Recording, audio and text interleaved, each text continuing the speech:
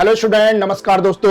आज से हम स्टार्ट कर रहे हैं मैथ्स की कैलकुलेशन को आसान बनाने के कुछ बेहतरीन तरीके, जिसमें मैं आपको बताऊंगा अमित शर्मा स्पेशल के कुछ बेहतरीन तरीके, जिससे कि आपकी कैलकुलेशन हो जाएगी आसान। ये तरीके आपको डेली बेसिस पर मिलेंगे, अर्थात आप रेगुलर बेसिस पर इन शॉर्ट्स को देख करके अपनी कैलकुलेशन को आसान बना सकते हैं और आप लगातार कैलकुलेशन को आसान बनाने के तरीकों के टच में बने रह सकते हैं। तो आज से ये सीरीज हम स्टार्ट कर रहे हैं और ये शॉर्ट बेस्ड सीरीज रहेगी।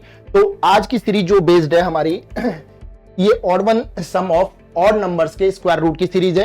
जैसे ये क्वेश्चन आपको बेटा यहां दिख रहा होगा, इस स्क्वायर रूट में 1 + 3 + 5 + 7 + dot dot dot dot plus 49 149 तक है। यदि आप इसको सॉल्व करते हैं बेटा, तो या तो आप सम ऑफ ऑड नंबर्स का कॉन्सेप्ट यहां लगाएंगे, अदरवाइज आप फंस जाएंगे।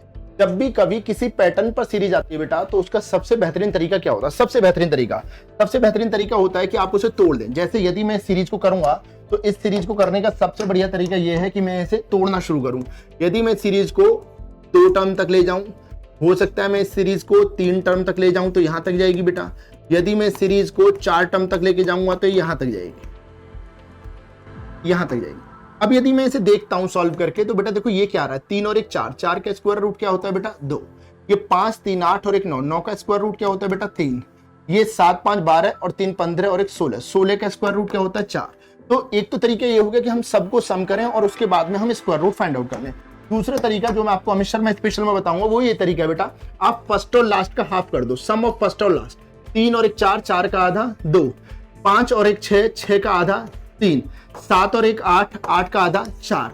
तो बेटा जो ये पैटर्न आपको दे रखा है, यदि इसका सॉल्यूशन चाहिए तो हम क्या करेंगे, यहाँ पर 1 और 149 को जोड़ेंगे, 150 और 150 का आधा 75।